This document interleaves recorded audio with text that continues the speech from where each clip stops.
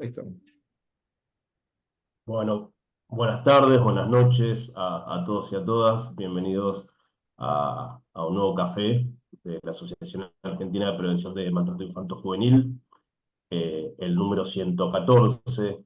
Ustedes saben que es una actividad que ASAPMI viene desarrollando de hace más de 10 años, mes a mes, a los fines de poder dar lugar al intercambio, a la conversación y a la visibilidad de cuestiones que se entrecruzan, siempre pensando en el abordaje y en la prevención del maltrato infanto-juvenil, que es uno de los principales objetivos de la asociación, para lo cual convocamos a distintos expositores y representantes, siempre destacados, de diversas disciplinas. eh, y bueno, es así como en el día de hoy hemos decidido también abordar un tema que creo que por primera vez eh, va a ser como, va a tener este lugar central dentro de los cafés, nada menos que la cuestión de la maternidad subrogada y los derechos de la infancia.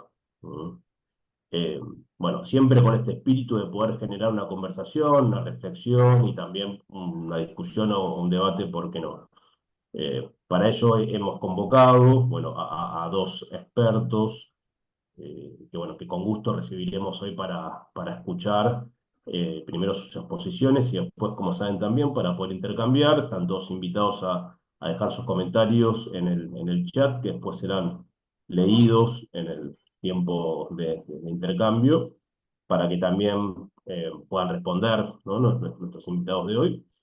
Y eventualmente, si alguien quiere luego tomar brevemente la palabra, puede levantar la mano y también vamos a dar lugar a ello.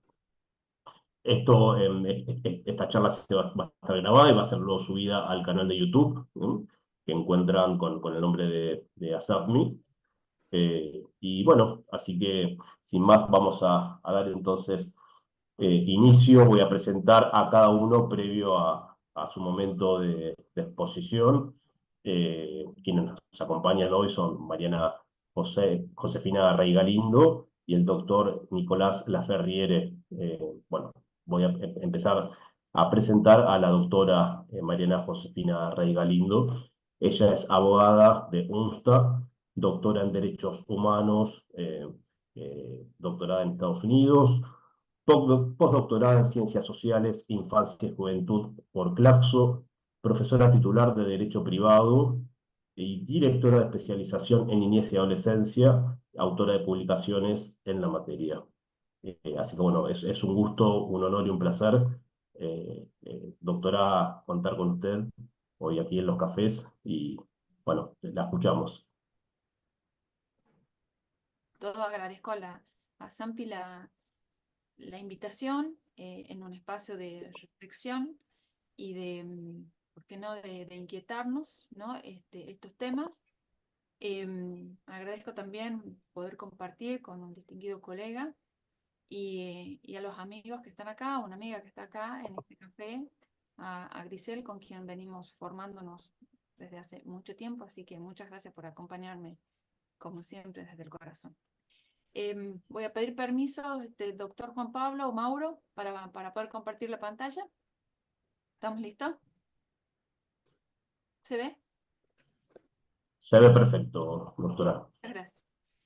Bueno, hace un ratito le decía a los colegas que la propuesta en estos minutos que van a correr es poder concientizarnos, sensibilizarnos en esta materia, en lo que es la gestación por sustitución. Ahora explico por qué prefiero llamarla de esta manera más que maternidad subrogada, y poder replantearnos, pensar algunas consecuencias de una práctica que no es nueva, que en Argentina este, es, esta práctica es una más de las técnicas de reproducción humana asistida, y tenemos un recorrido bastante extenso en estas técnicas. No digo en gestación por sustitución, pero sí en lo que hace a las técnicas de reproducción humana asistida. De hecho, creo que la primera persona nacida de esta manera, por transferencia embrionaria, está en 1984-85 aproximadamente. Bien. Gestación, estas cuestiones tienen algunas cuestiones generales que me gustaría tratar, con algunas implicancias. Es un tema que tiene grandes debates, tanto internos como, me refiero a lo que es la cuestión de nuestro país, como también debates en otros países y a niveles internacionales. Esto no es algo eh, propio de la Argentina. Quizás tengamos nuestras particularidades, otros países tendrán las propias, pero sí hay como cruces eh, y de inquietudes, tanto en lo legislativo. De hecho, nosotros teníamos en el Código Civil y Comercial, en su proyecto estaba prevista como una de las técnicas de reproducción humana asistida como fuente de filiación, y dentro de esas técnicas como una más de ellas, pero sabemos que finalmente no fue sancionada. Mas, sin embargo, hay otras normas que sí la tienen implícita. Hay cuestiones médicas donde también imagino que tendrán, esta ciencia tendrá sus debates internos, como en lo social y, por supuesto, desde lo ético y lo moral. Les había anunciado que la primera dificultad es cómo lo nombramos, ¿no? No es menor el tema de cómo se dicen las cosas, cómo se nombran, cómo se nominan, porque a partir de ahí la visibilizamos. En esta charla aparece esta palabra, maternidad subrogada, a la que yo prefiero no nombrarlo de estas maneras, porque maternidad y gestación no es lo mismo. De hecho, la maternidad tiene otras funciones mucho más amplias, y considero, esto es una opinión muy personal, que no se podría subrogar la maternidad en cuanto a función. En términos de función de cuidados, las maternidades, bueno, sería un debate con otras ciencias también, desde el área de la psicología quizás, cómo estas funciones pueden ser compartidas con otro. Pero en términos de asociar la maternidad con la gestación, me parece que es algo que preferiría llamarlo cuanto menos de otra forma, por lo que vamos a recorrer en estos minutos. Y bueno, desde ese lugar. Vientres de alquiler, o tampoco, porque esto tiene una connotación comercial. En muchos lugares se habla de esta manera, quizás en lo cotidiano de la gente también, pero es algo que tampoco elegiría para nombrarlo de esta forma, por lo que implica. Gestación subrogada también es otra de las palabras u otras de las expresiones que podemos encontrar en la literatura, en la jurisprudencia incluso. Pero en definitiva yo adhiero a esta otra forma de nombrarla, que es gestación por sustitución, porque lo que se sustituye, en mi opinión, es la gestación de la persona, y cuando nace la inscripción a nombre, o con identidad con otros padres o madres. Hay modalidades, esto también está en los documentos que luego puedo compartir para que ustedes eh, puedan leer. Hay modalidades según la función de los individuos que aportan el material genético. Esto es la subrogación o la gestación eh, por sustitución tradicional, en la cual por lo general el hombre, aporta los gametos masculinos, y la mujer aporta gametos femeninos y puede gestar ella. La subrogación gestacional, como técnica, es donde la mujer gestante no aporta nada, hay una transferencia embrionaria en ella, y todo lo que es la identidad genética no está relacionada con esta mujer que gesta, sino con otras personas que pueden o no ser los padres de intención o los comitentes. En función si la gestación es o no remunerada, hay una subrogación altruista y la subrogación comercial. En la experiencia que tenemos en nuestro país, la inclinación es por la subrogación altruista. Sin embargo, hay otros países en donde la segunda opción también es admitida. En una breve descripción, porque también esto depende de cómo lo describa la medicina, esto no está exento de muchísimos debates de qué tipo de gestación es la que se permite o se prohíbe o no se dice nada en los países y a las cuales las personas pueden acceder, cuando acceden. Hay diferencias normativas en el mundo. Hay lugares donde está totalmente prohibida la gestación por sustitución, Alemania y Austria.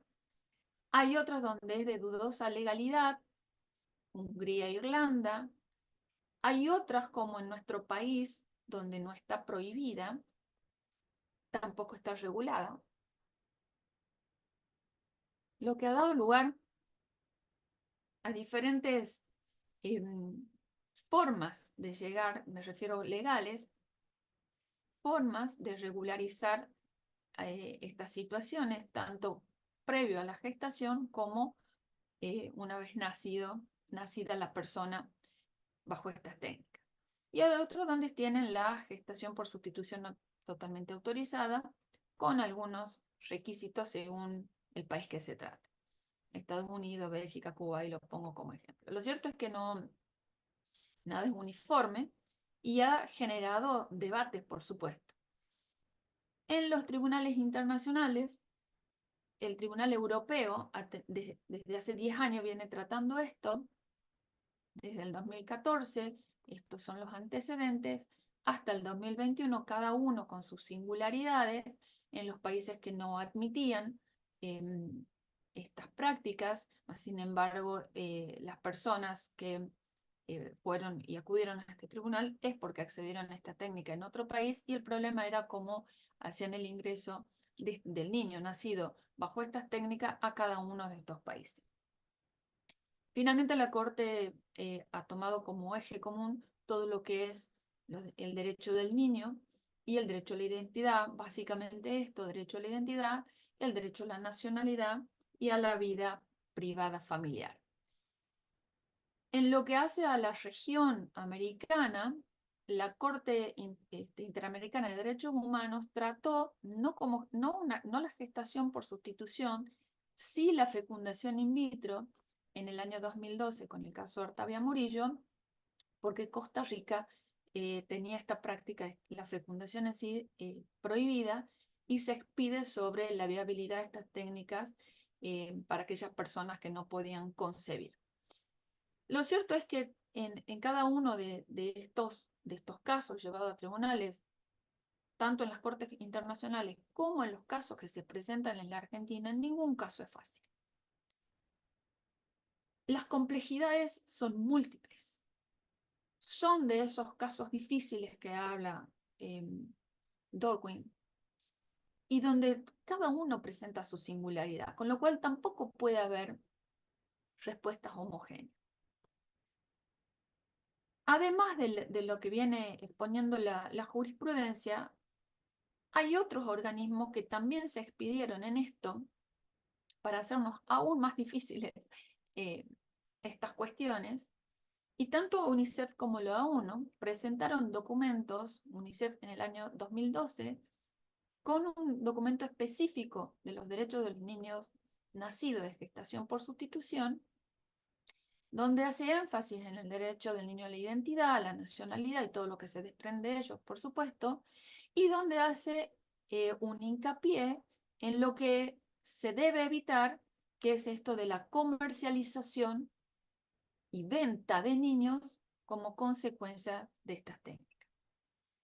Por su lado, hace muy poquito, la ONU también sacó otro documento, señala estos mismos derechos, y este derecho a la planificación familiar, con un límite expreso a la posibilidad de la comercialización y venta de niños nacidos de esta manera. Por otro lado, tenemos la Declaración de Casablanca, que esto es un conjunto de expertos del año 2023, en donde promueve la abolición de la gestación por sustitución en toda su forma. Por eso les decía que realmente son situaciones para pensar.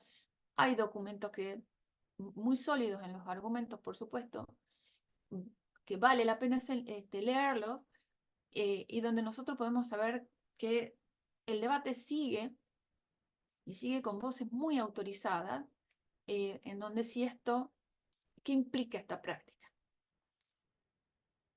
Mirando al niño nacido de esta manera, decididamente tenemos este cruce de derechos básicos, fundamentales, que es la dignidad, la identidad, en materia de inscripción registral y la información sobre el origen. Todo esto forma parte de esta regla general, de este principio fundamental, que es el interés superior del niño.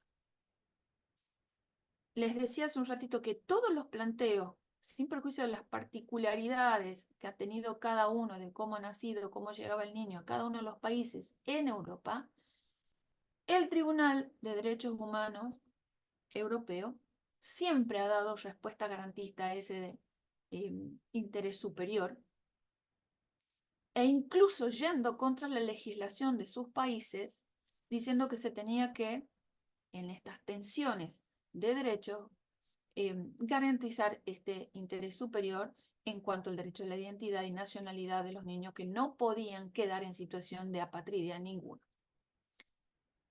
Entonces, señaló este derecho a la vida privada, que es el artículo 8 del Convenio de Europa, y va ligado a todo lo que es identidad y con todo lo que de ahí se desprende: nombre, filiación, nacionalidad, emplazamientos biológicos, emplazamientos parentales, etc.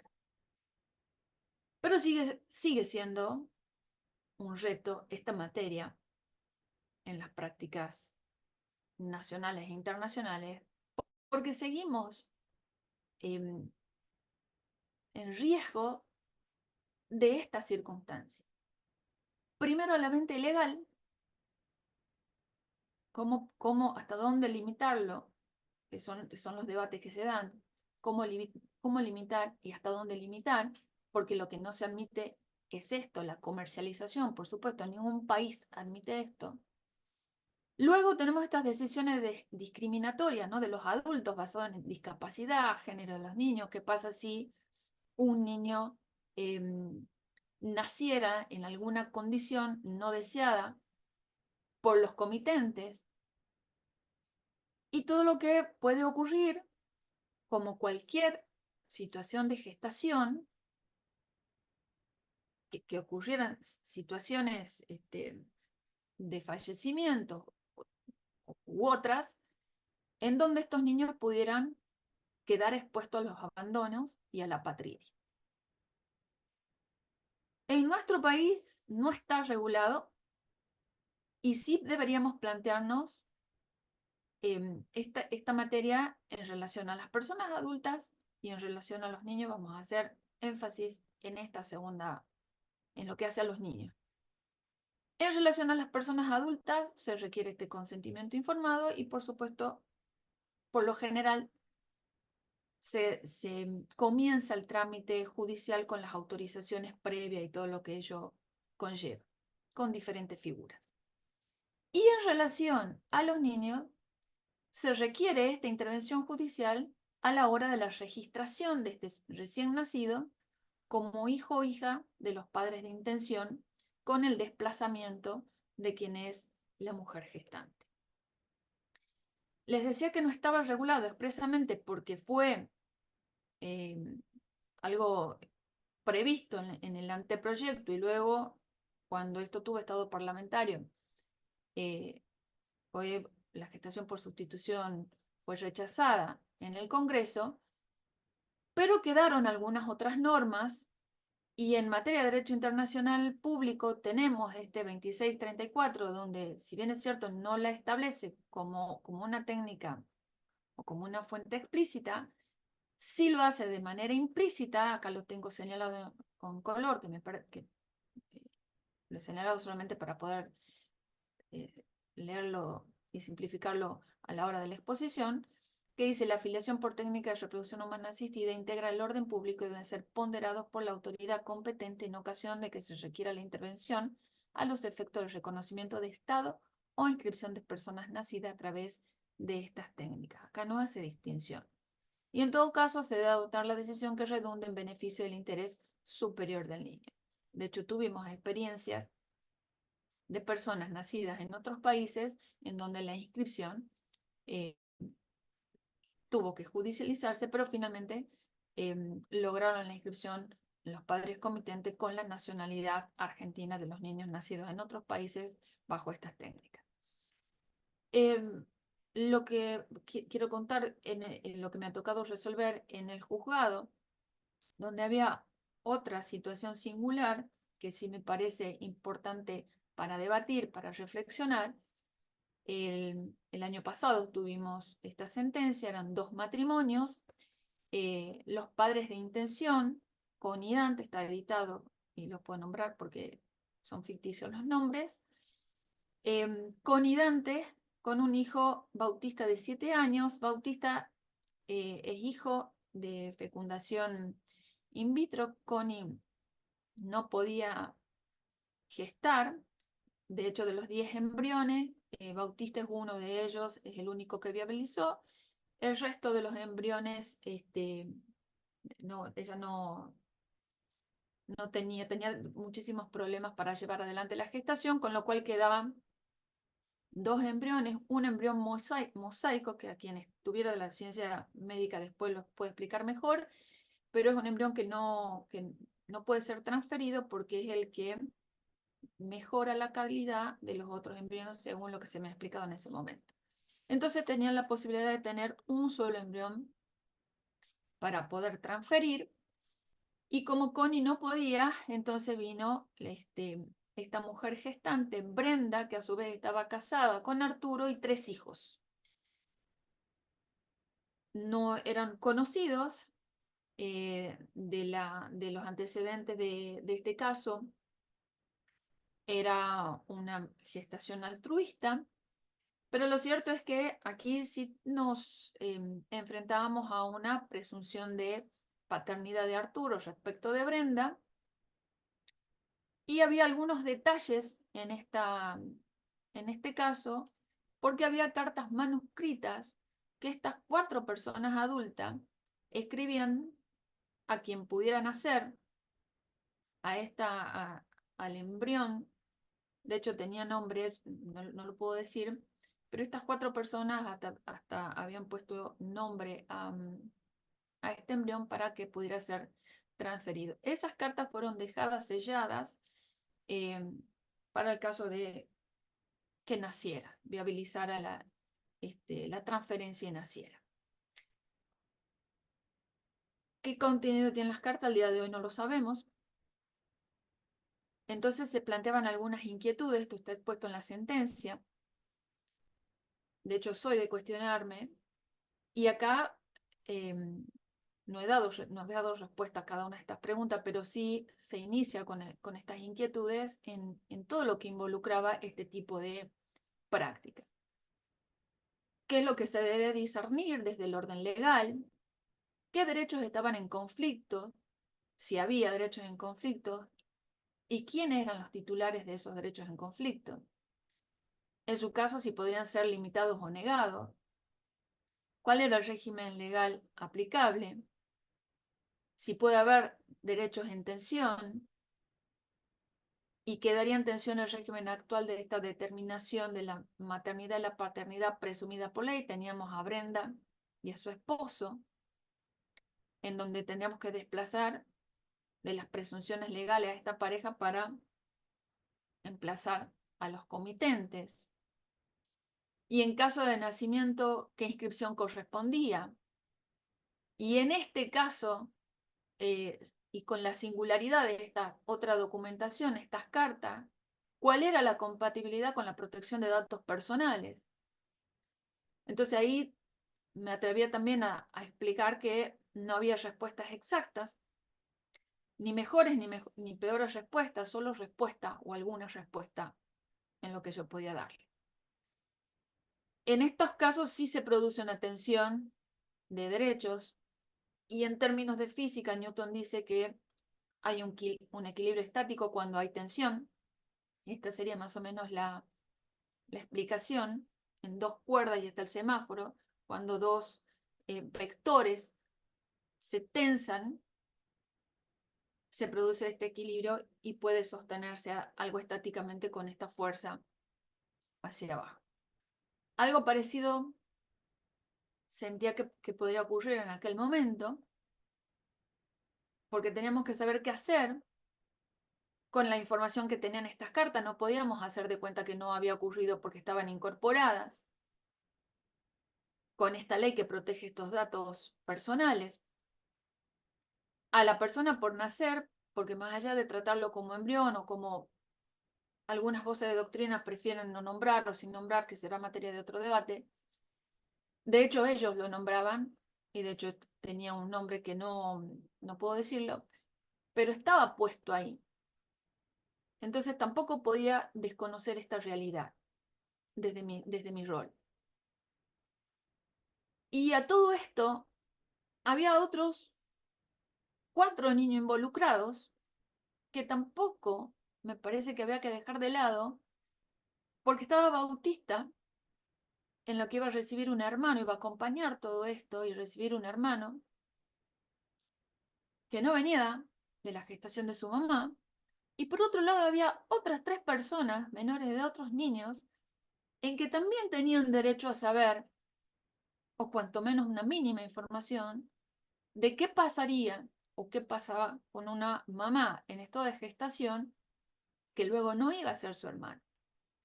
Entonces, sí posicionarnos y también hacernos repensar que la gestación por sustitución o las técnicas de reproducción humana asistida en cuanto a técnicas, en cuanto a acceso a la, eh, a la evolución científica, a todo lo que la medicina nos propone para que la planificación familiar sea posible, no tan solo involucra a las personas mayores de edad, sino que también hay impacto en las personas menores de edad que componen estas familias o que acompañan estos procesos.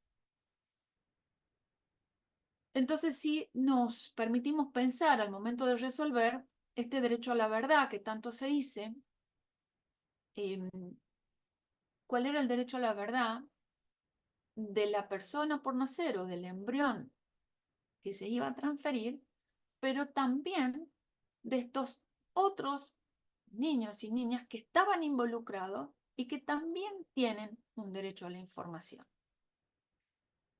En cuanto a la inscripción de la persona que nacería de estas técnicas, también nos encontrábamos con un escollo ahí, porque las leyes de inscripción del recién nacido, en estos formularios que ven allí, ponen en una de las pestañas, la persona de que nace se le pone madre. En esto también trabajamos con gente del registro para que pudieran omitirse la palabra madre y ponerse gestante, y en su caso la maternidad directamente a nombre de Connie. Declaramos la inaplicabilidad de algunas disposiciones legales y autorizamos la transferencia y la gestación por sustitución. Algunos datos que me parece interesante compartir con ustedes, esto es de casi un año atrás, la realidad y los desafíos de gestación por sustitución. Esto sale en un periódico local, en donde en más del 80% de las mujeres está a favor, pero temen ser gestantes. Este es un estudio que, no un estudio, en realidad es una encuesta que se lleva sobre alguna muestra indicativa nada más. Y dice, el 80% de estas mujeres de entre 20 y 40 años tiene una mirada positiva sobre el tratamiento de gestación por sustitución, pero fíjense en estos otros datos. El 63% de ese 80 no estaría dispuesto a hacerlo y los principales motivos para no serlo, dice este informe o esta publicación en realidad, podrían encariñarse con ese bebé, el 46%, tener alguna complicación en el parto, porque claramente puede ocurrir, o arrepentirse. También se dice ahí en esa nota que hay 7 millones de niños en el mundo, de personas en el mundo, nacidos de las técnicas de reproducción humana asistida. ¿Cuántos habrán sido de gestación por sustitución? La nota omite hacer. Sí, lo que me parece importante en este café o para la charla es que tengamos algunas inquietudes desde el pensamiento crítico en relación a los derechos del niño nacido de esta técnica y de los otros niños y de otros niños, como en este caso que a mí me tocó resolver, ¿por qué no pensar también que hay otros niños involucrados? En cuál es el impacto subjetivo en la persona nacida en gestación por sustitución. ¿Podría pensarse en tratamientos diferenciados en las fuentes filiales? Digo esto porque en materia de adopción tenemos la obligación de guardar todos los antecedentes porque hay acciones propias para conocer todo lo que ha involucrado la adopción de una persona y tener conocimiento de cuál ha sido su recorrido hasta llegar a esa adopción. No así en las técnicas de reproducción humana asistida. ¿Sería un trato diferenciado? Y en su caso, ¿por qué? Nuestro legislador dijo dijo que la persona nacida de las técnicas tiene derecho a conocer el dato genético, a limitado. No ha dicho que no tiene derecho a conocer, pero solo el dato genético. De hecho, tiene otras implicancias más que las legales. ¿Cómo influye el conocimiento de estos orígenes en la formación de identidad del niño? Porque si estamos hablando de gestaciones altruistas, decididamente hay algún dato que podrá generar algo o tendrá implicancia en todo lo que puede formarse en la identidad de ese sujeto. ¿De qué manera se deberían manejar los derechos del niño a conocer la verdad sobre su nacimiento en el marco de los acuerdos de gestación por sustitución, ¿no? De hecho, hace un día salió publicada esta noticia que se los dejo acá, en Microjuris, en donde hubo una autorización, una homologación en realidad, una homologación de un acuerdo, un contrato, sobre gestación por sustitución. La persona que hace, la colega que hace el comentario al fallo no da mayores detalles, no sé si está puesto en ese convenio algo sobre el derecho a conocer el origen gestacional, se refiere a otras cosas en su comentario, pero sí me parece interesante como para decir, si forma parte de un acuerdo, ¿qué derecho en relación a esta persona o al niño nacido, si naciera, qué derechos se garantizan para ellos? ¿Cómo se protegen los derechos personalísimos a la hora de decidir sobre la divulgación de las circunstancias de su concepción? ¿Se le dice, no se dice? Porque esto sí está garantizado para la otra fuente, que es la adopción. En el caso de las técnicas de reproducción humana asistida, puntualmente en gestación por sustitución, ¿garantizaríamos esto? Hay muchas preguntas, muchísimas. Estas son algunas de las que van surgiendo en lo personal a medida que uno va haciendo un recorrido más profundo y toca dictar sentencia en este caso. De hecho, tenemos otro sustanciándose en este momento, no por una gestación por sustitución, pero sí en el debate de un matrimonio, un ex matrimonio actualmente divorciado, en donde ella pide la transferencia de los embriones que quedaron, él se niega la transferencia con ella de los embriones que quedaron, él propone que esos embriones sean donados para quien, bueno, eventualmente pudiera transferirse. En estas cuestiones, esto se está sustanciando, no puedo adelantar más, pero es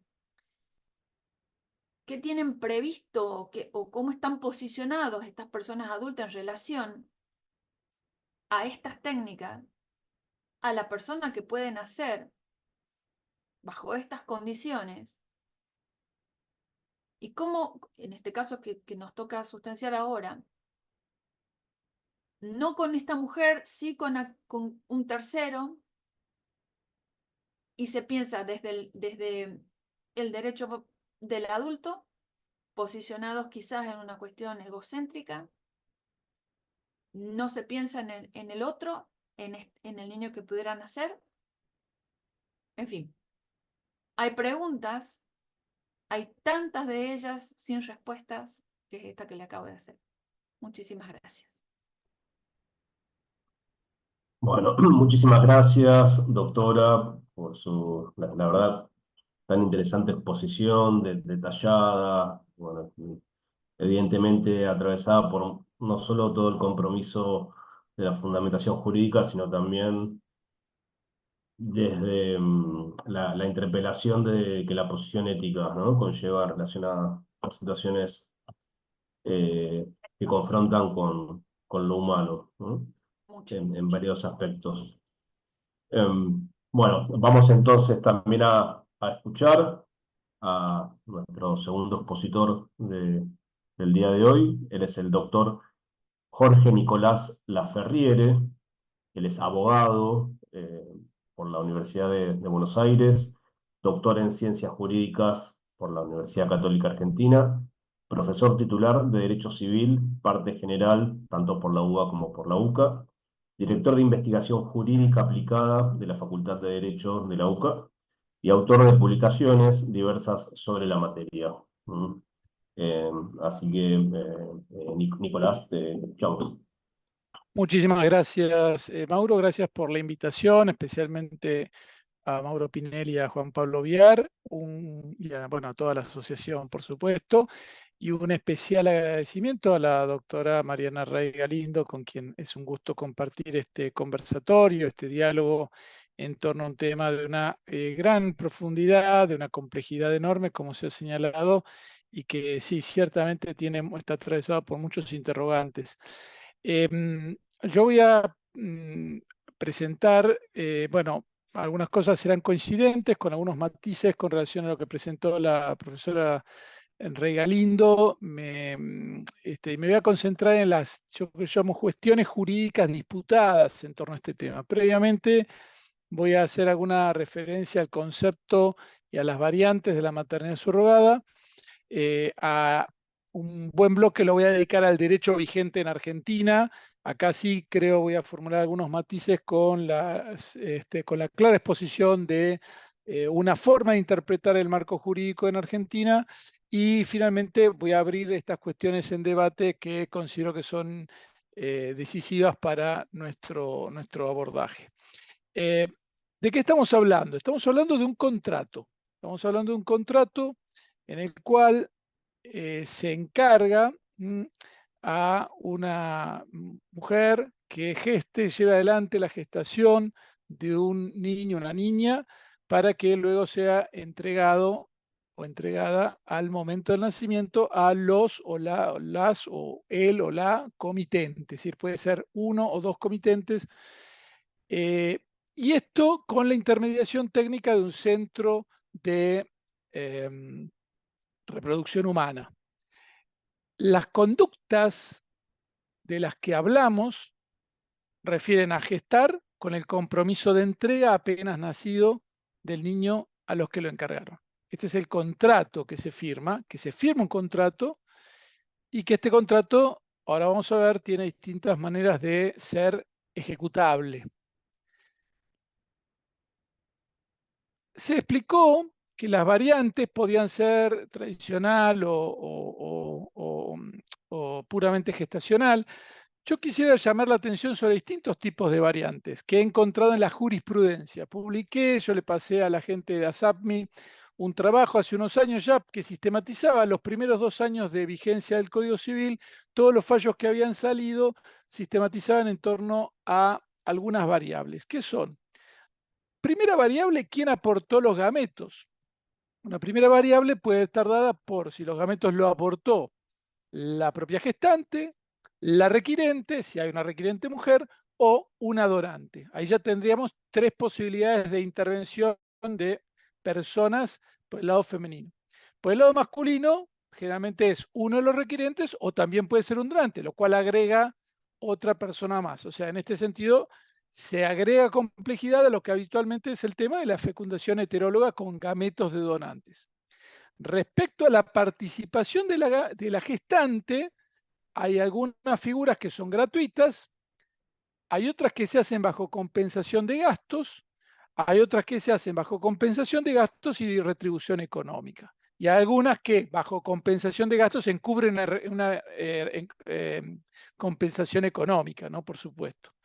Respecto a la relación entre los gestantes y la requirente, en algunos casos se afirma que son familiares, en otros casos se afirma que son personas conocidas, amigas, y en otros son puramente extraños que se conocen a través de la intermediación del instituto, del centro o de algún mecanismo de intermediación.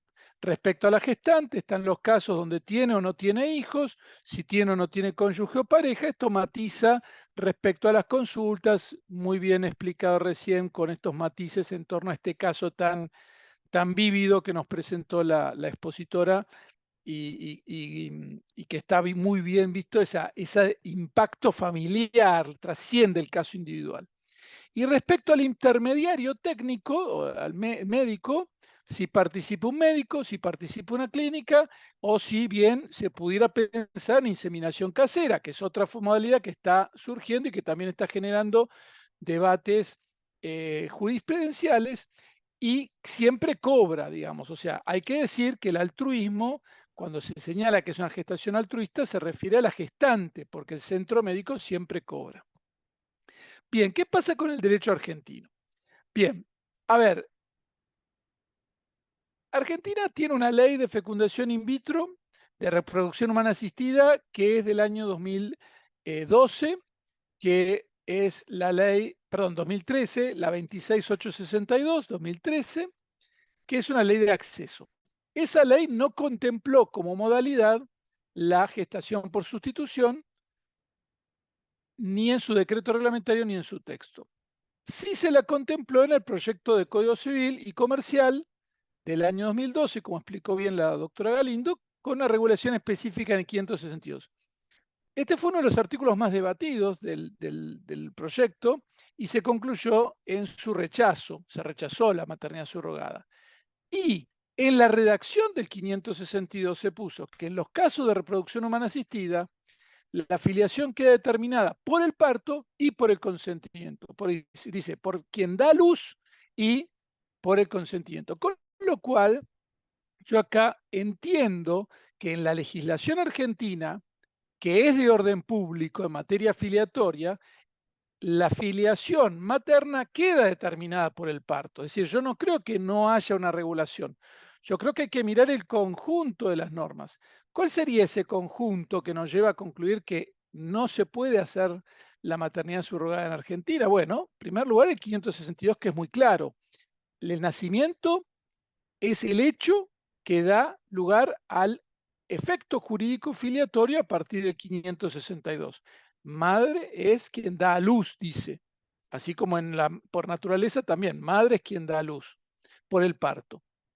En segundo lugar, por las normas que se mencionaron muy bien sobre identificación del recién nacido y su madre. Son políticas públicas que en Argentina tienen muchos años, que surgieron en el marco de tratar de prevenir el tráfico de niños y que en ese marco ciertamente marcaron que al nacer es un hecho que se registra madre y niño que nace. Esta política de identificación del recién nacido es de orden público.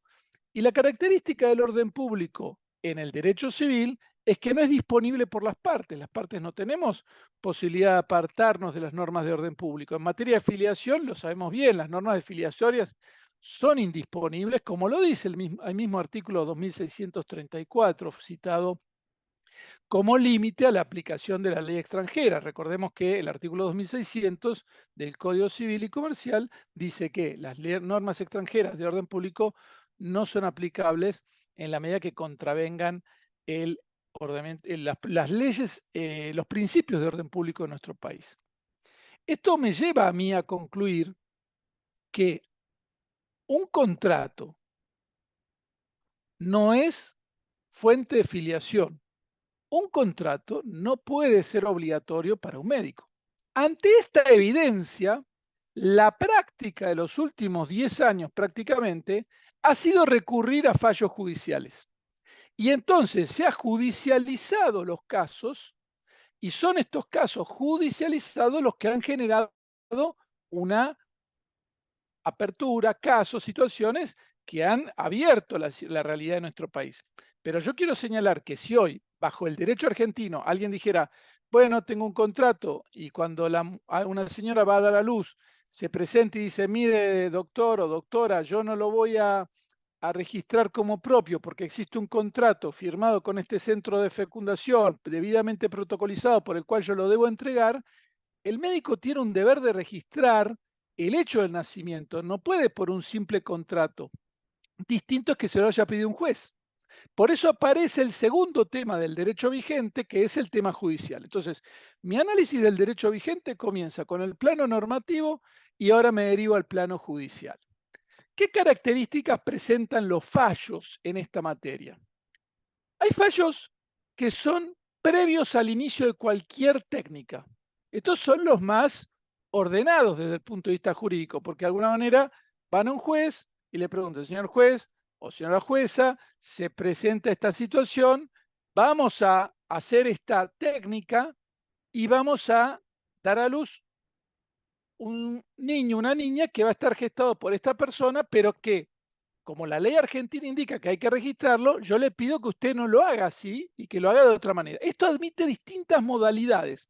En algunos fallos se ha declarado la inconstitucionalidad del 562. Han dicho, no, bueno, muy bien, para hacer esto tengo que declarar que este artículo que dice que la maternidad sigue al parto es inconstitucional. Otros no lo han considerado necesario por distintas razones y otros dicen, bueno, es inaplicable este artículo y lo resuelven por otras vías, pero es una autorización previa al inicio de cualquier procedimiento. O sea, ese sería un primer tipo de jurisprudencia que encontramos. Un segundo tipo de jurisprudencia es aquel donde ya se iniciaron los trámites, ya está en gestación y se pide la autorización en previsión del parto. Esto ya plantea mayores problemas desde el punto de vista. Obviamente, la primera jurisprudencia yo tengo algunos reparos, pero eso es previa a cualquier cosa. Entonces, esas personas no han empezado nada y después, en todo caso, tienen un fallo judicial que las respalda al momento de ir y solicitar la inscripción. El segundo caso es un poco de hechos consumados. Se le va al juez o a la jueza con los hechos en marcha. Y esto realmente es un poco, podríamos decir, audaz. ¿Por qué? Porque se está dando pasos ante una incertidumbre, porque no se sabe el resultado. Nadie puede garantizar el resultado de un proceso judicial. Y esto es un poco audaz en el sentido que si un abogado, una abogada promete un resultado, no está incumpliendo con una regla básica que señala usted no puede prometer resultados. Y tenemos 9 meses, sabemos bien que los tribunales a veces no son tan rápidos.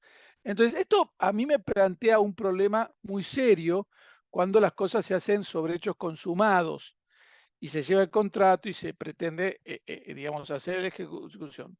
Y finalmente, después están los casos que lo hacen una vez acontecido el nacimiento, y acá hay distintas variantes, que lo pide, que se hace registro de una manera y piden que se cambien las registraciones, otros lo hacen por vía de impugnación de la maternidad, dicen, bueno, como la que dio a luz no es la que dio los gametos es la requirente, es mi hijo biológico por genética, y hacen una especie de impugnación de maternidad que en realidad es cuestionable también que se puede hacer, y se anota como hijo de la requirente. ¿Se entiende? Y otras posibilidades incluyen la adopción, de integración, otras cosas, o sea, digamos, otras variantes que no voy a entrar aquí. Porque no es, o sea, mi objetivo era presentar una variante. Entonces, acá que me parece muy relevante señalar, que primero que esto ratifica que para la ley argentina no se puede hacer. O sea, que a lo sumo se está pidiendo autorización judicial. Yo creo que estos jueces, esta cuestión de la autorización judicial, para mí tiene problemas, lo he señalado en distintos artículos. Ahora voy a señalar algunos que van en contra de principios básicos del derecho a la identidad y otras cuestiones que después veremos. Pero en todo caso, sí me parece que como realidad, nosotros tenemos que llamar la atención sobre una cierta, digamos, posible afectación de consumidores, en tanto a veces se genera publicidad engañosa que le ofrecen realizar contrato de maternidad subrogada, y si efectivamente empiezan a realizarlo sin haber siquiera resuelto estos temas judiciales, que son interrogantes que hoy están, tampoco se sabe si se lo van a dar o no en la sentencia. Yo más bien diría que no se lo van a dar. Primero, yo no aceptaría un caso y después le diría, mire, yo le aseguro que usted no tiene tanta, o sea, puede no salir, hay fuertes razones para que no se admita este pedido, y entonces me parece que podría haber un problema de personas inducidas a realizar una práctica con la incerteza de qué le va a pasar, en algo tan íntimo y tan decisivo como los vínculos fundamentales identitarios de la descendencia. Es decir, uno va a tener un hijo o una hija y no va a tener certeza de si lo va a poder anotar como propio. Esto es un temón desde el punto de vista humano, como problema, y que las personas, claro, se embarcan en algo con una cierta incertidumbre. Entonces, mi panorama del derecho en Argentina, del derecho vigente, y con esto hago un redondeo de esta parte, es que Argentina tiene normas de filiación indisponibles de orden público que establecen que la filiación es en el parto, aún en la técnica de reproducción no asistida, que es el 562. Esto no es disponible. Entonces, la maternidad subrogada como contrato no puede modificar las normas filiatorias y por lo tanto es un contrato que no puede tener por objeto algo que va contra la ley. Entonces, o el orden público. Entonces yo considero que ese contrato no tiene validez.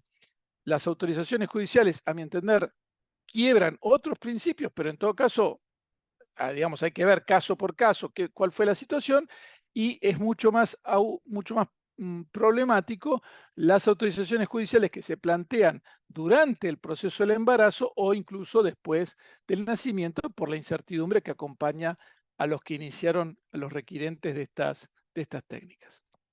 Como comentario adicional a esto del derecho vigente, quisiera agregar que la Corte Interamericana de Derechos Humanos, en el caso Ortega Murillo, técnicamente no se pronunció sobre maternidad subrogada, dijo que este tema no es traba, y tengamos en cuenta que hay normas penales sobre alteración del Estado civil, artículos 138, 139, afectación del Estado civil, normas penales que están allí y que pueden ser parte de o sea, los tipos de conductas que se realizan en el marco de la maternidad subrogada pueden llegar a configurar algún tipo de alteración del Estado civil. Después voy a señalar algo vinculado con el problema de la trata de personas, que es un tema que está en juego de manera creciente en el debate internacional. Vamos a las cuestiones jurídicas implicadas, ¿no? Puesto este panorama del derecho argentino, el concepto, las variantes.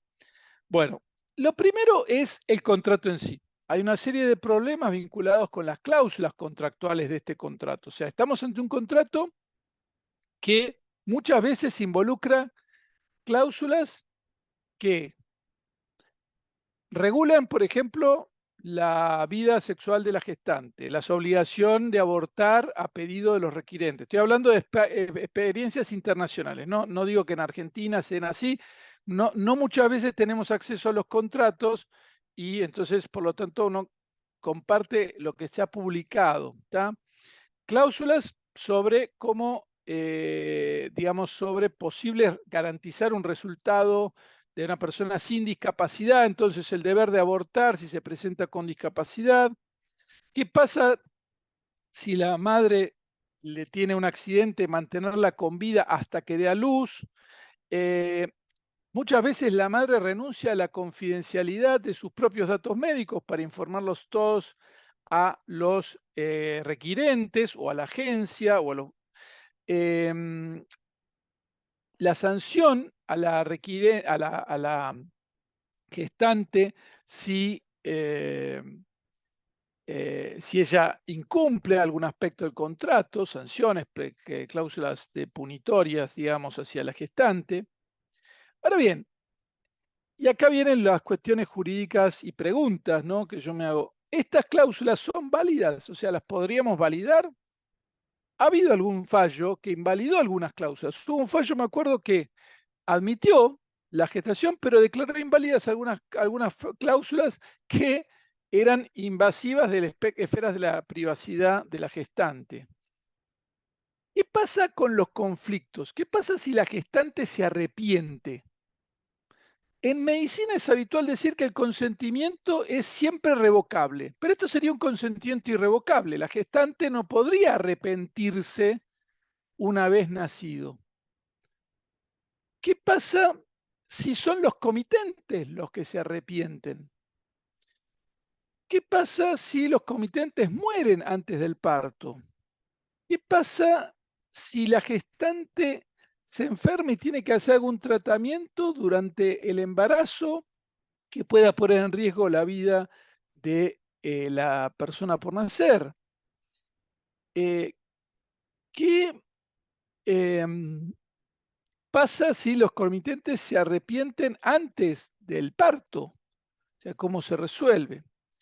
¿Quién otorga el consentimiento ante todo lo que tenga que ver con la persona por nacer? Hay intervenciones de medicina fetal en este sentido. En última instancia, ¿podemos obligar a la gestante a entregar al niño? ¿Se entiende? En este sentido, son problemas medio insalvables estos. Y bueno, es verdad, usted se dice, bueno, son casos aislados, pero cada tanto salen estas realidades y la pregunta es si existe una razón tan de fondo, tan sólida, que lleve a autorizar unas técnicas que que involucran estos riesgos. Hay un tema, obviamente, con el derecho a la identidad en todo esto, ¿no? Ese es un argumento que tiene que ver con el nudo de nuestro derecho de la niñez, con el derecho a la identidad tal como es reconocido en el artículo 8, que ciertamente involucra muchas dimensiones. Hay un trabajo de Úrsula Basset muy bueno del año 2012, unas Jornadas Nacionales de Derecho Civil que se hicieron en Tucumán, 2011, y ella allí habla del derecho del niño a la unidad de los elementos de su identidad. Ella dice, bueno, tratemos de no disociar elementos de la identidad.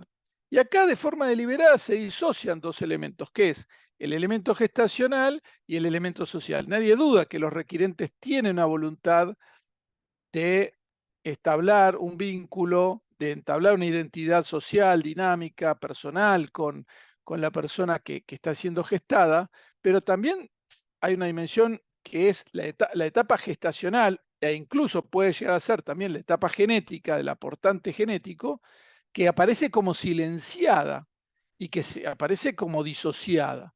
Y en este sentido, de nuevo, la pregunta es, ¿esto es esa búsqueda de garantizar el resultado de tener un niño nacido entregado a los gestantes, es razón suficiente para afectar de esta manera, para disociar de esta manera la identidad?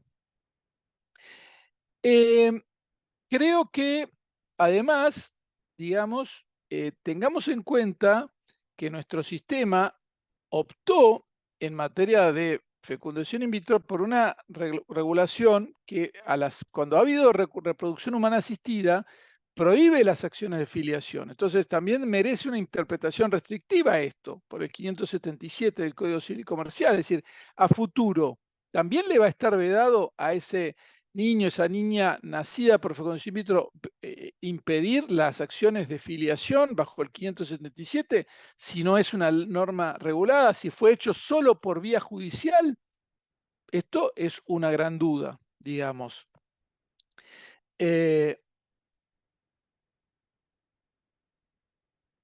Bueno, ya mencioné la identificación del recién nacido y la madre. La analogía con la adopción. Fíjense que en adopción el derecho civil y comercial, el código, regula con mucho detalle el valor de la identidad, pero para la madre, al momento de dar el consentimiento para adopción, pone un plazo de espera de 45 días. O sea, una madre no puede decidir la adopción sin que hayan pasado al menos 45 días. Esto obedece al tema del puerperio.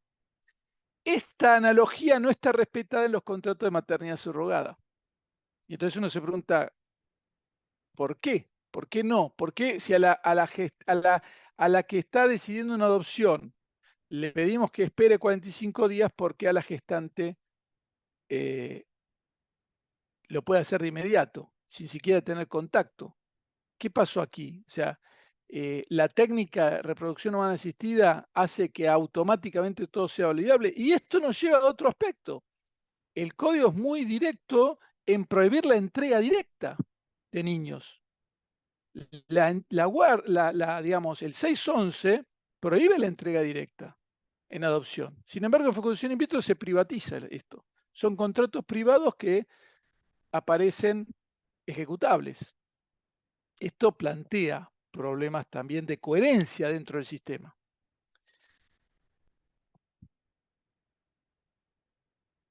Finalmente, el tema de la trata ha aparecido con mucha fuerza. Yo publiqué este año una pequeña nota, está publicada en un sitio de internet que se llama centrodebioética.org, sobre las directivas europeas de trata de personas. Están avanzando en una modificación para incorporar la explotación de la maternidad subrogada comercial como una forma de trata de personas. En nuestro país tenemos un caso que salió hace un mes, lo pueden buscar en noticias del Ministerio Público Fiscal. En Córdoba han citado a indagatoria a 9 acusados por captar a mujeres en situación de vulnerabilidad para que subroguen sus vientres. Este caso relata con mucho detalle que a personas que se acercaban primero a donar sus óvulos, se las llevaba, aprovechando su vulnerabilidad, hacia que sean gestantes subrogadas. Se fabricaba de alguna manera el vínculo con los comitentes, se le daba a todo esto un marco incluso de autorización judicial, y todo esto terminaba en un alquiler de vientres. Esto está en estudio, no estoy diciendo que se haya o no cometido, tampoco estoy diciendo los nombres, simplemente la noticia de Fiscalía de Córdoba es el avance en el estudio de una captación de mujeres en el contexto de posible trata de personas para esta subrogación de vientres. Esto, la maternidad subrogada comercial generalmente abarca esto, y la mayoría de los casos tienen un componente económico. Digamos, la experiencia mundial es muy clara en este sentido. O sea, hay países que han tenido verdaderas colonias de mujeres instaladas, explotadas en términos de su vulnerabilidad para ser gestantes, y esto ha dado lugar a una reacción. Esta reacción está expresada en esta declaración de Casablanca, que es una reunión de expertos que se hizo en marzo de 2023 de todo el mundo, que llamaron a la abolición de la maternidad subrogada en todo el mundo, incluso hay una joven que se llama Olivia Morel, que ella es nacida por gestación subrogada y es portavoz de lo que ella considera que han sido violaciones de sus derechos. O sea, Olivia, pueden ver su testimonio y todo lo que ella dice. Ha estado presente, se han organizado eventos ante la ONU este año en junio, se ha organizado un congreso en Roma también este año en abril. Se hace aportes desde este grupo a, a todo lo que son comités de la ONU en torno al tema de trata. Hay una, digamos, preocupación global en torno a estas cuestiones de la trata. Hay un trabajo de hace unos años también de Úrsula Bassett sobre este tema, que lo pueden ver también, bueno, publicado creo que en alguna de las revistas del grupo Thomson Reuters, me parece. Bien, en última instancia, la pregunta sería, bueno, digamos, ¿cuál es el fundamento desde el cual también se intenta hacer valer esto? Es decir, ¿es solamente una cuestión de salud, es una cuestión de autonomía? Yo no encuentro un fundamento sólido que pueda dar, digamos, que pueda vencer a las objeciones de fondo que presentan, bueno, muchas técnicas de reproducción asistida, pero sobre todo este problema de la cosificación de la gestante y también de la cosificación del niño, porque el niño o la niña, en última instancia, por nacer, es el objeto último del contrato. Se comprometen a su entrega y de alguna manera se manipulan los elementos de su identidad a través de un contrato, y yo creo que eso hace al orden público y hace a un conjunto de normas indisponibles. Bueno, creo que estas consideraciones son suficientes para abrir el diálogo. Seguramente hay más cosas a considerar, pero creo que ya con esto dejo un poco puesta sobre la mesa mi visión del asunto. Muchísimas gracias. Bueno, muchísimas gracias, Nicolás, por tu tan fundada exposición de un tema realmente complejo. Eh, Habitualmente en los cafés abordamos cuestiones que son para pensar y, bueno, complejizar, pero esta me parece que es una de las que más aristas presentan, ¿no? Porque además de toda la cuestión del marco jurídico y relacional, bueno, nos plantea cosas en relación a justamente ya, en cuanto, como bien se señalaba Mariana, la nominación de la problemática, ¿no? Tanto como gestación o maternidad ya nos pone de cara como a distintas posibilidades que hacen a la cuestión, a la función de cuidado, a la planificación, eh, digamos, a los sistemas de cuidado en sí mismos. Así que bueno, me parece que han planteado posiciones con algunos puntos de contacto, pero también con algunas disidencias. En este sentido, no sé si Mariana, querés como agregar algún comentario a la exposición de Nicolás, Ahora, previo que... seguiría haciendo preguntas porque en realidad son situaciones muy difíciles, más allá de que uno pueda tener, no sé si disidencias, uno puede pensarlo, ¿no? Y llegado el momento tener que, en mi caso, resolverlo. Sí agregaría algunas otras cuestiones que uno avanza, o sea, la ciencia avanza, la jurisprudencia avanza con sus argumentos por sí o por no. Como bien dice Nicolás, una cosa es cuando es previo y hay tiempo para pensar algunas cosas, porque estamos en el marco de las incertezas. Una gestación, uno puede planificar la familia, pero no puede planificar, o sea, no puede garantizar tampoco el nacimiento de ese hijo. Puede pasar muchas cosas. Hemos hablado de la inscripción del nacimiento, pero también podríamos seguir inquietándonos, es decir, ¿qué pasa en el caso de quien naciera y falleciera? ¿Cómo es la inscripción de ese niño y quién y en nombre de quién se inscribe un niño que nació y murió? Esa sería una posibilidad. Apenas, porque las complejidades del parto son muchas. Pero también, actualmente ya estamos pensando, cuando hablo en plurales, porque la comunidad jurídica también empieza a pensar en países vecinos, y en España hace muy poquito salió legislado, lo que es la muerte gestacional. Entonces, en estos derechos, en estas inscripciones, cuando hablamos de inscripción, no tan solo tiene que ver con la inscripción legal, porque hay inscripciones de vida, ¿no? ¿Quién inscribe un hijo muerto? ¿Cómo se inscribe un hijo muerto?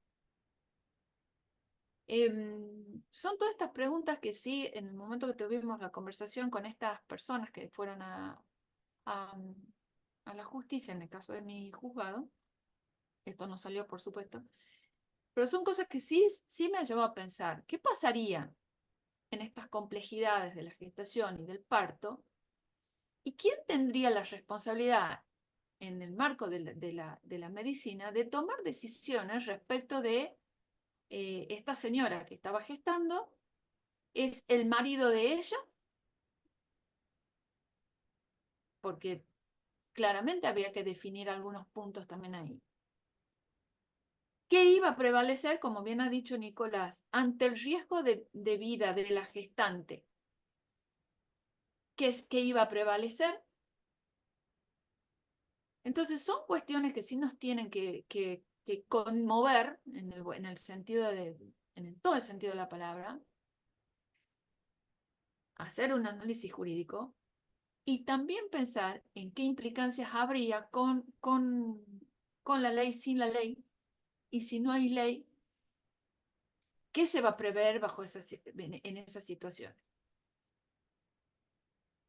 Porque en este contrato o este convenio, como decía Nicolás, que es lo último que se homologa en Córdoba, se había homologado esto, no tengo más datos de ese convenio.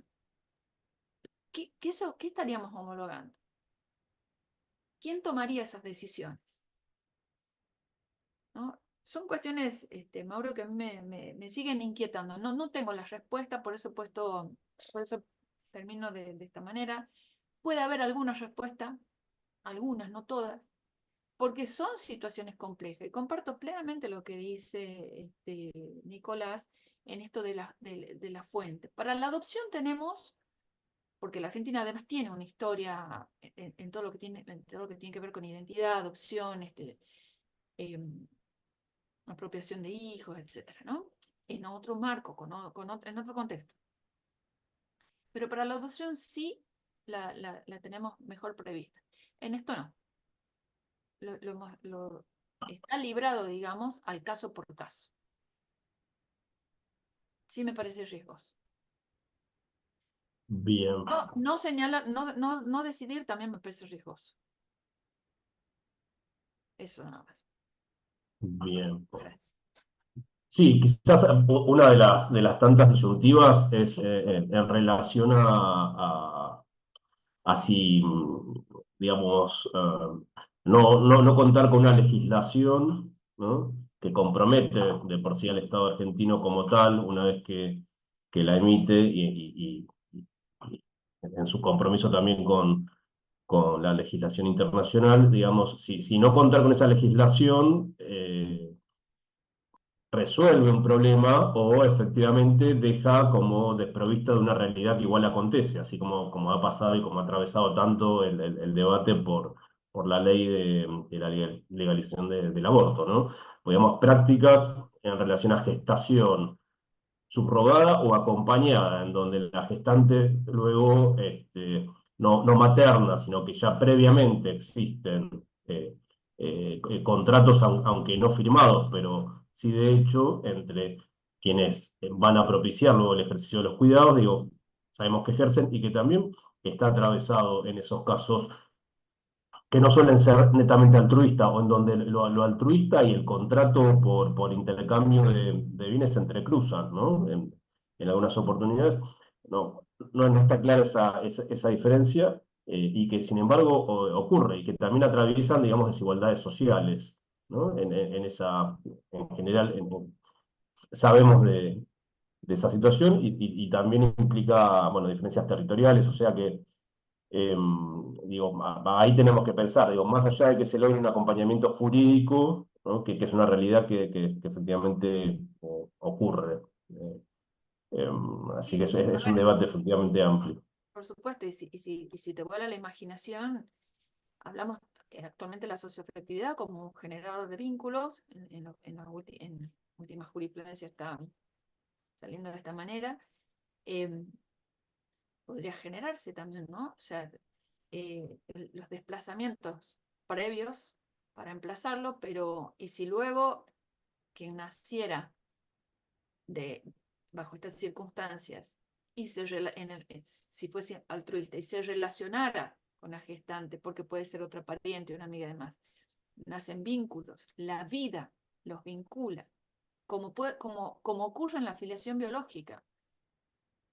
Hay quien gesta y materna, y hay otros que acompañan los cuidados, cumplen algunas funciones, y tenemos muchas figuras, guardadores, triple filiación, etc. También me animo a que nos cuestionemos, ¿no? Por supuesto sin responder nada con ninguna certeza, pero no podríamos pensar en un escenario futuro igual que en las acciones de filiación tal cual están diseñadas, no se pueda ir contra estos emplazamientos y desplazamientos, pero no podría pensarse quizás en estas argumentaciones de la socioafectividad, porque también estaría vedándose estos derechos a la vinculación si fuesen gestaciones altruistas, ¿no? Pienso en estos casos donde son madres, las madres que acompañan porque alguna hija o alguna hermana no puede, etcétera, etcétera. La incidencia subjetiva en esta construcción identitaria que tiene que ver con lo legal, pero también tiene un aspecto subjetivo en donde todos nosotros vamos construyendo. Y hablamos de personas con referentes afectivos y demás. Entonces, sí me parece que son temas muy complejos en donde, bueno, tenemos que ser muy cuidadosos y sobre todo muy respetuosos de estas implicancias, ¿no? Y de lo que puede significar para la persona que naciera de esta forma. Sí, es que estaba pensando también que, digamos, otra variante en relación a la gestación es vía la donación de esperma, ¿no? En donde algo de lo que ustedes fueron planteando sobre lo que implica, creo que Nicolás lo trajo, este acceso al derecho de la identidad en relación también al origen genético, ¿no? De algún modo está puesto ahí también en el centro como pregunta. No sé si ustedes encuentran alguna relación entre esta práctica que parece más difundida y aceptada, más que esta otra, ¿no? La Que pone en donación. juego como del orden de la maternidad, parece como que queda como más cuestionado. No sé si hay algún psicólogo que pueda hacer algunos otros aportes, pero a ver, yo creo que a todos nosotros nuestra identidad siempre ha sido en el ser humano, su identidad es una cuestión, es algo muy profundo, nos cuestionamos. Los datos genéticos sí nos importan, porque sí tienen, digamos, mucha relevancia, ¿no? De dónde vengo, quién soy, todo esto. Vedar algunas posibilidades o el conocimiento, me parece que también tiene otros riesgos en la subjetividad de la persona. Y estoy hablando no tan solo de estas prácticas, sino incluso en la adopción. Y todo lo que sabemos de las historias de adopción, cómo aquel que no tiene una coincidencia entre el dato genético y su vinculación legal, tiene un recorrido de búsquedas de verdades. Después, ¿qué hará con esas verdades? Es otra cosa. En esta Bien, otra fuente, no. Sí conozco, no muy a fondo, pero sí conozco de personas, como decía Nicolás, nacidas de las técnicas de reproducción humana asistida que están bregando por algunos otros derechos. No tan solo a nivel nacional, sino internacional. Es como que hay datos que necesitan conocer para poder terminar de construir su mapa identitario. Esto no quiere decir busquen emplazarse como hijos de, ¿no? Pero sí me parece que hay algo que al ser humano no se le puede, a ver, que nos inquieta, y es estas preguntas que son de índole personalísimos, morales, éticos, y que no las podemos desconocer, no las podemos desconocer. ¿Cómo regularla? No, sinceramente, yo creo que es muy Bien. difícil. Efectivamente hay cuestiones a considerar. Yo, bueno, justamente mi disciplina es la psicología y, eh, de orientación psicoanalítica, pero bueno, el debate multidisciplinario siempre y en la práctica también. Eh, pero bueno, previo a algún comentario al respecto, Juan Pablo, no sé si vos estás eh, Sí, yo voy a hacer algún comentario pensando primero en que me estaba retrotrayendo a las reuniones de ASADMI hace mucho tiempo, creo que fueron en 2011 por ahí, 2012, cuando estábamos diseñando los cafés y habíamos pensado en temas novedosos, polémicos y o dilemáticos. Y claramente este es un tema novedoso, altamente polémico y altamente dilemático. Y hay un título de un disco que en vida se intentó homenajear a Luis Alberto Spinetta, que se llama Abremente. Esa es un poco la finalidad de los cafés, abrir, este, abrir las mentes, abrir prejuicios, estereotipos, creencias que a veces tenemos consolidadas y a veces generamos en contra de otros estereotipos, creencias, ¿no? Bueno, una cuestión que nosotros venimos proponiendo hace mucho tiempo es exigiendo, de alguna manera, de los legisladores, es cumplir con la obligación que Argentina tiene a partir del fallo Fornerón, que implica criminalizar el tráfico de niños y establecer la competencia federal. No solamente el fallo tiene 10 años u 11 años, si no me equivoco, sino que hay un principio de ejecución a partir de un planteo, una denuncia que hizo el doctor Gustavo Moreno, diciendo, bueno, mire, acá no se ha cumplido. Han pasado gobiernos diferentes signos y no se ha cumplido con el tráfico, con sancionar el tráfico de niños. Parecía que iba a pasar esto y bueno, nuevamente parece que las preocupaciones son otras. Desde el punto de vista de ASADMI y de todo el colectivo que trabaja con el maltrato infanto-juvenil, el maltrato prenatal siempre ha sido considerado, eh, hoy es muy preocupante, esto son datos traídos de diferentes organismos de protección de la infancia, del conurbano, de la justicia también, la cantidad de niños que nacen con cocaína en sangre, por ejemplo. Y nos estamos encontrando con que las mamás en situaciones de alta vulnerabilidad, que no quieren interrumpir el embarazo, que tampoco lo quieren dar en adopción, que trasuntan el embarazo en situaciones de altísimo riesgo, no son atendidas, por ejemplo, por algunos organismos de protección de la infancia, diciendo que no tienen ninguna intervención porque no ha nacido nadie todavía. Y obviamente cualquier abordaje que hagan después del nacimiento va a ser tardío. Lo otro es una pregunta que yo me hacía desde antes, y en relación a las técnicas de reproducción asistida, en tanto y en cuanto esto afecta la voluntad adoptiva. ¿Sí? Hay unas estadísticas de la Suprema Corte de Justicia de la provincia de Buenos Aires coincidentes con unas estadísticas, unos trabajos están en internet, se pueden buscar fácilmente, del Consejo de los Derechos del Niño, Niña y Adolescentes de Ciudad, del programa de niños y niñas sin cuidados parentales, donde uno advierte que la voluntad adoptiva va decreciendo y mucho tiene que ver la modificación del código que permite en algunas circunstancias eh, el régimen de comunicación con el padre biológico, aún en casos de padre o madre biológico, aún en casos de adopción plena, según dicen.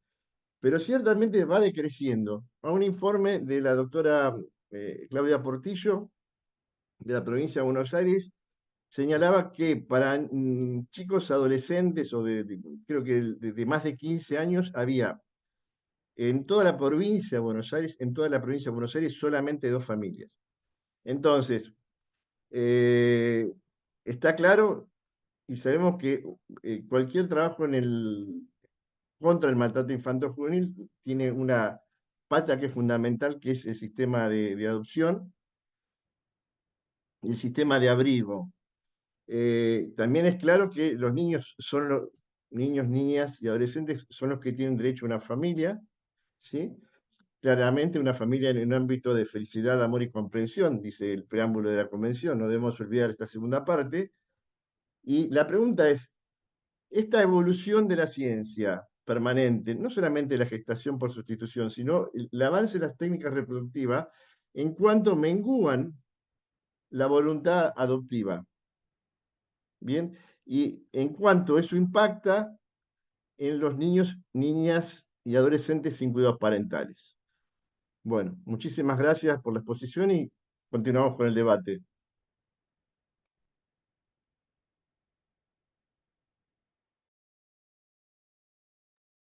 Perdón, estaba muteado. Decía, bueno, gracias Juan Pablo, previo a invitar tanto a la doctora Regalindo como al doctor Laferría a que agreguen sus comentarios a tu pregunta, leo un comentario en el chat de Alejandra Huebra que dice que la apertura de la problemática de interpelaciones múltiples posibilita habilitar o habitar situaciones que perturban al menos el sistema jurídico. Interesante, ¿no?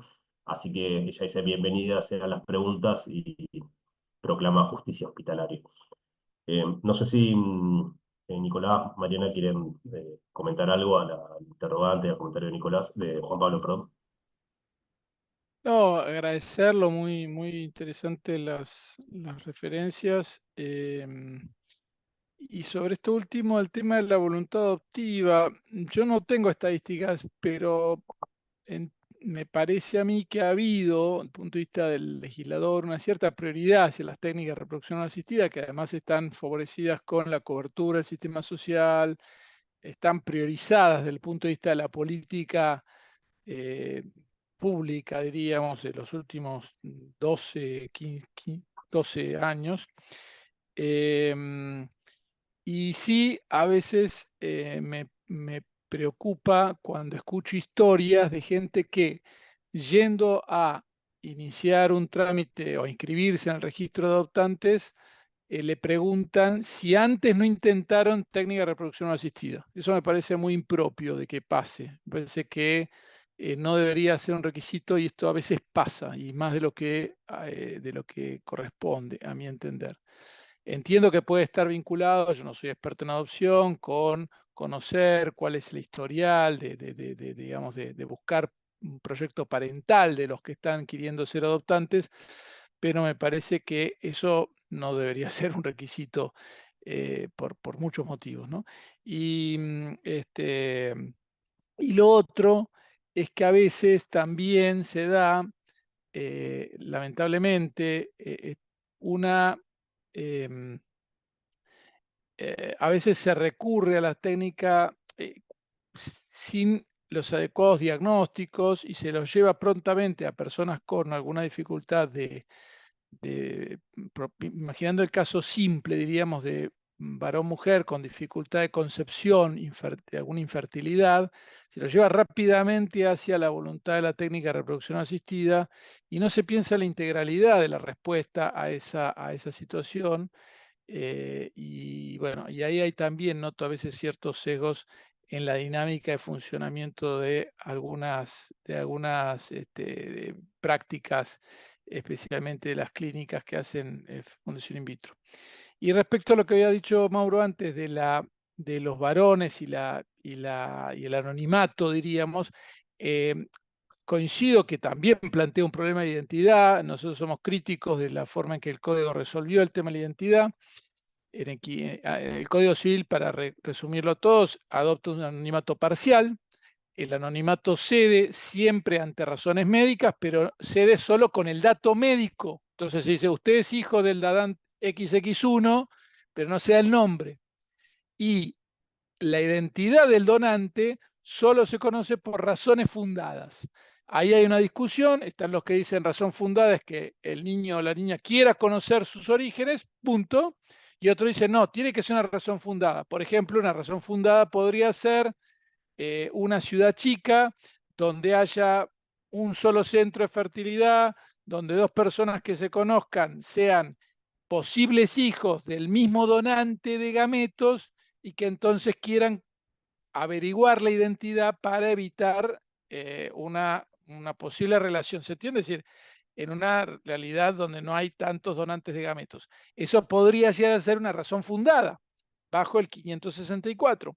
Esto plantea todas unas discusiones sobre qué se entiende por razones fundadas, a mi entender la mera invocación del derecho de identidad. Y después sí, efectivamente está la gama de opciones. Estará el que no quiere conocer, el que quiere conocer dato médico, el que quiere conocer identidad sin contacto, el que quiere conocer identidad y tomar contacto, y el que finalmente quiera pedir filiación. A este último está totalmente excluido. ¿Se entiende? Es decir, en el abanico de opciones, el legislador argentino hace un anonimato parcial que permite conocer dato médico por razones médicas y dato identitario por razón fundada, pero no permite acción filiatoria. Ese es el abanico. Y esto para todos los casos. Entonces ahí también está en juego el problema de la identidad como lenguaje corporal. En definitiva, no es el único, no es el decisivo, pero esa es la opción de elegir. En el mundo, el anonimato en general está en retroceso. O sea, en el mundo, cuando uno mira la experiencia, países muy pioneros en fecundación in vitro como Gran Bretaña tienen el anonimato en retroceso, lo cual a su vez les plantea nuevos mercados, porque la gente dice, entonces como Gran Bretaña es así, yo ya no dono más gametos en Gran Bretaña y van a buscar gametos donados en Dinamarca, porque quizás no tienen anonimato distinto, o sea, más rígido. Entonces, pero bueno, en el mundo hay como un retroceso general del anonimato en la dación de gametos. Bien. Bueno, como veníamos diciendo, el debate es amplio, habría que ver justamente el terreno de la psicología, cómo podemos pensarlo también en otra conversación que mantenemos en un colectivo en donde pensamos cuestiones afines e incluso trabajamos en ciertos proyectos de ley. Estábamos conversando la otra vez, yo planteaba que por lo menos en psicoanálisis hablamos de identificaciones, no necesariamente de identidad, que es un concepto más jurídico, ¿no? Y que las identificaciones, bueno, un niño eh, las va incorporando desde que accede como ser hablante, ¿no? Lo cual pone de cara que además del tema de los gametos está la historia, ¿verdad? Y esta historia, cómo se la piensa y lo que se le transmite viene justamente desde antes de la concepción, desde el momento en donde algo del deseo emerge en función de la parentalidad. Y bueno, por supuesto que esto nos pone de cara como a otras preguntas en relación a qué consideramos hoy en día lo parental, cómo se lo define, si es desde el modelo de la familia nuclear la gestación biológica del hijo, o si desde una función de cuidado ampliada, ¿no? Que requiere entonces como otras prácticas y modelos. A veces esto asimila un poquito más a como la idea de lo que también plantea Carla Villalta, que la tuvimos el año pasado junto con Diego Friedman, para hablar hace un año, hace ya más de un año, respecto del tráfico de niños, sobre el corte limpio, ¿no? Sobre la necesidad de engendrar y sustituir lo biológico, pero quizás olvidar un poco como los trazos previos de la historia. Entonces, la gestación es un punto, pero también, digamos, toda esta historia que se traza en relación a cómo se desea un bebé, cómo se lo escribe, de qué forma se va armando esa historia y también cómo se da lugar a las preguntas por la historia que cada niño hace en función de lo que va novelando, de lo que va construyendo respecto de ella. Pero bueno, sería como sería interesante ver qué historias tenemos respecto de ello, ¿no? Con qué narrativas nos encontramos, con qué trayectorias en función ya de los abordajes que se hayan podido hacer. Así que seguramente que esta discusión la seguiremos ampliando, incorporando también otros aspectos interdisciplinarios. Sí, hay, No sé. como para aportar, sí hay un antecedente jurídico en este momento, no recuerdo el nombre, pero esta búsqueda de estos datos y de este origen que hacen dos niñas nacidas de técnica de reproducción humana asistida con donantes anónimos y donde se le veda este conocimiento, quizás Nicolás o quien esté pueda recordarlo al caso, y quien acompaña, hoy ya son personas adultas, ambas, pero quien acompaña en todo este proceso es la madre legal. Y es un recorrido bastante crudo en temas de identificación y en términos de búsqueda de identidad, de búsqueda de verdades.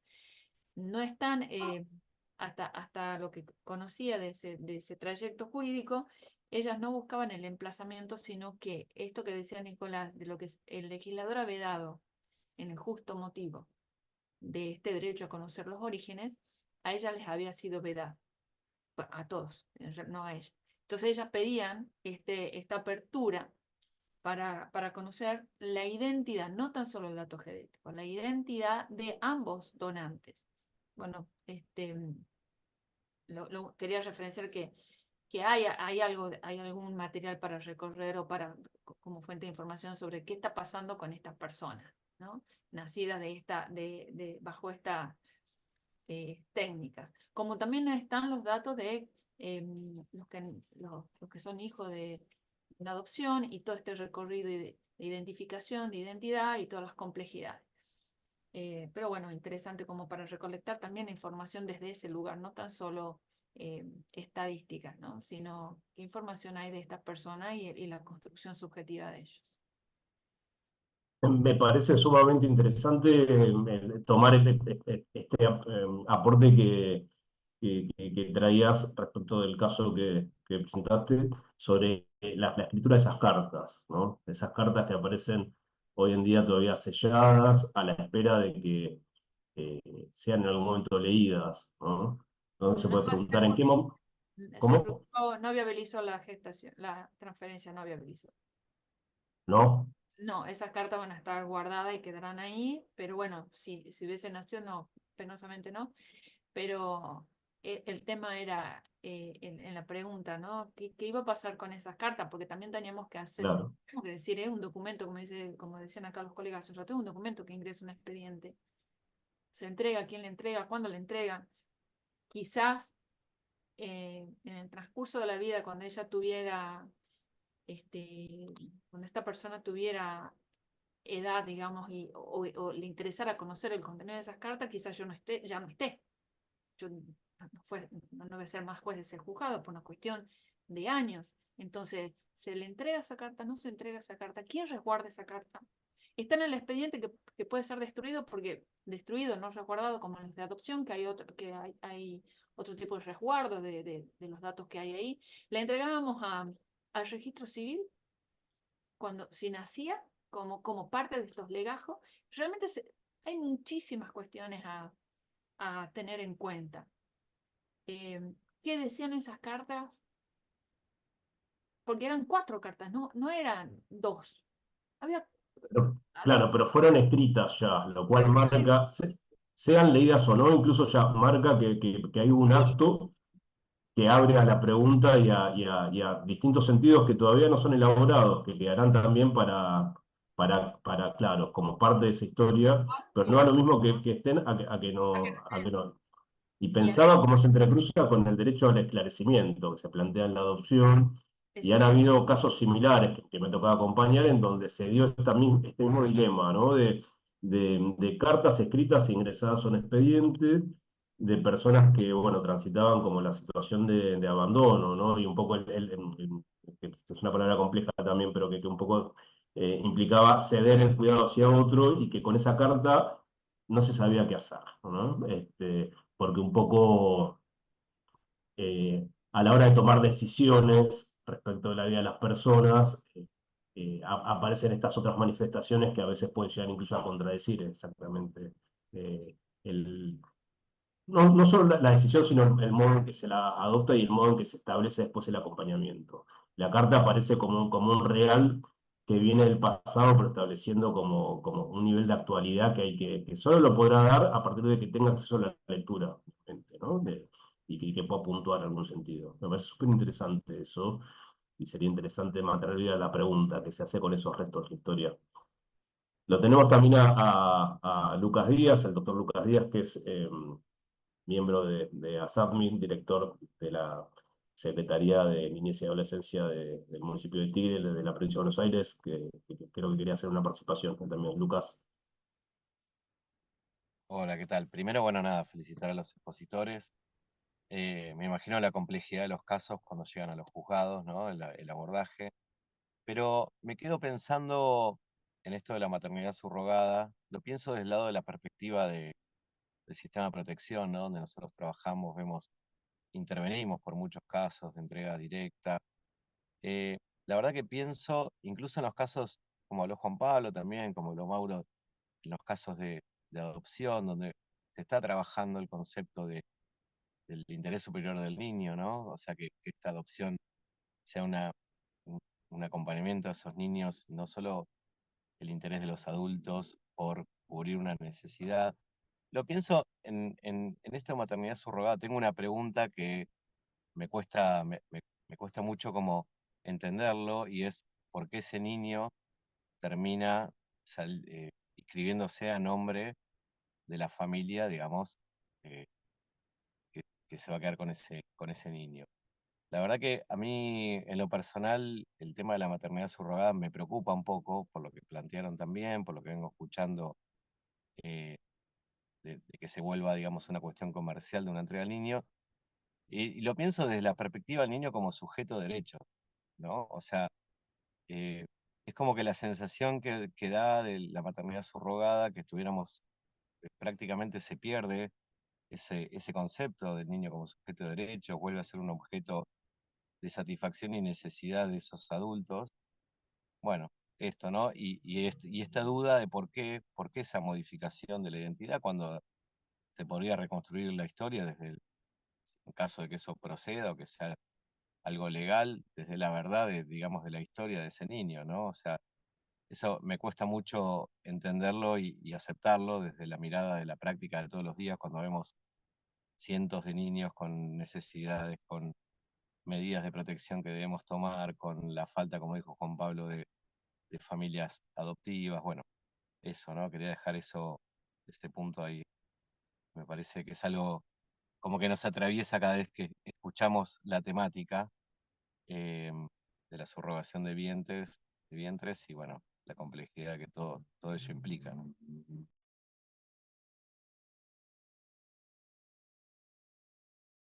No sé si Nicolás o Mariana quieren agregar algún comentario, y ya estamos como en los minutos finales de cierre. No, gracias por el testimonio. Igual, igual. Muchísimas gracias. Bueno, Juan Pablo, no sé si vos querés hacer algún agregado. Había una persona que en un momento levantó la mano. No sé si Yo, mantiene la idea de ¿cómo? Grisel. Grisel, ¿cómo estás? Sí, Costado. bueno, ¿qué tal? ¿Cómo están todos? Bueno, agradecidos a Nicolás y Mariana, soy una fan de ellos también y aprendo mucho ya hace años. Felicitaciones por la disertación y nada, es un tema no complejo, para mí complejísimo. Creo que la reforma al Código Civil dejó un vacío tan grande, no sé si intencional o qué, pero un vacío enorme legal. Los que trabajamos hace años en la cuestión de la protección integral de los derechos del niño, vemos lo que es el marco jurídico y vemos la realidad.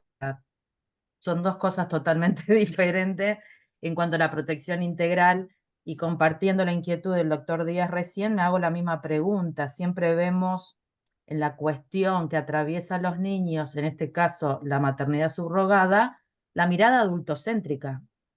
Siempre está la mirada del adulto, como decía, el deseo de, y qué le garantizamos a ese niño por nacer en estas condiciones de una maternidad subrogada. Coincido totalmente con Nicolás en cuanto al derecho a la identidad. Para mí es uno de los derechos fundamentales de cualquier persona por nacer. en el cual hoy por hoy se manipula hasta eso con un sistema, diríamos, abierto en la legislación argentina.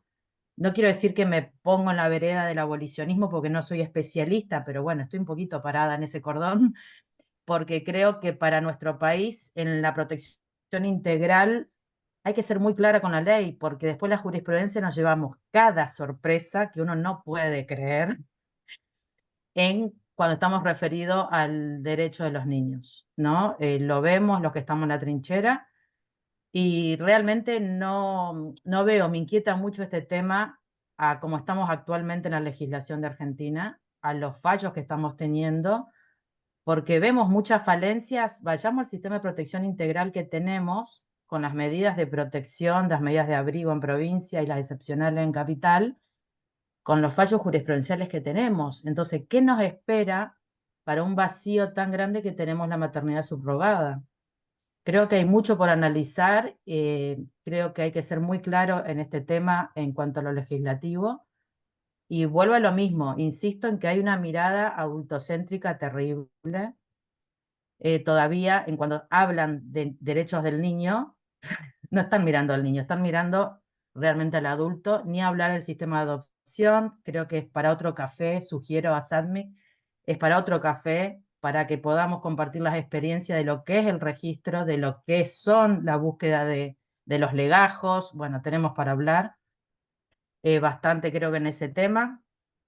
Y otra cuestión, no soy psicóloga, pero bueno, todos los conocidos son psicoanalistas, y en varias especializaciones, nada, aprendí mucho de la psicología sistémica, y creo que en estos casos lo que es la identidad y ver la cuestión del árbol genealógico, por decirlo, de trabajar con genogramas, me hace ruido mucho en qué pasa con estos niños en una gestación, que todo lo que sabemos implica los 9 meses de embarazo para un niño, ¿no? ¿Qué pasa con esta mujer también? Entonces, no sé, me parece que falta tanto para analizar, y desde lo psicológico ni hablar. Creo que está bueno que todas las corrientes psicológicas también puedan opinar más allá del derecho, porque es fundamental para el futuro y la psiquis de estos chicos, como buscar la propia identidad el día de mañana. Tenemos cierta falencia en la adopción, no quiero ni pensar en este tema, y creo que se está aboliendo el derecho a esa identidad, como contaba Mariana en esta niña, no me acuerdo si eran más o no. Nada, compartir la inquietud me parece que es un tema que no lo podemos dejar, y es un tema de agenda y de políticas públicas urgente. Nada Bueno, más. muchas gracias, Gracias. Grisel, como siempre. Bueno, queda mucho para seguir conversando y totalmente, me parece que siguiendo la propuesta, a enlazar con las otras formas también de protección y que siempre tiene rosa entre lo jurídico y otras disciplinas, las formas de protección y las distintas herramientas que incluso también la ciencia va aportando, ¿no? Es cierto que los niños son niños en tanto hay adultos y adultas que los nominen como tal y que habiliten el lugar para las preguntas y la construcción de una historia, ¿no? Y de que eso se novele y que ellos puedan ir armando también sus propias teorías, respuestas para habilitar después nuevas preguntas, ¿no? Eh, y acá nos encontramos con nuevos desafíos en cuanto a la construcción de la parentalidad, y lo vemos claramente reflejado. Creo que el encuentro de hoy, el café de hoy, claramente reflejó las preguntas, los posicionamientos éticos y también los debates que llevan incluso a pensar la necesidad de establecer un marco jurídico o no, ¿no? Está también esa tensión.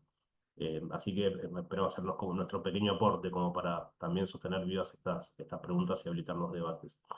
Les agradecemos un montón a todos los presentes y especialmente, muy especialmente, a la doctora Mariana Rey Galindo y al doctor Jorge Nicolás Laferrera, y esperamos contar con ellos para próximos debates. Muchísimas gracias.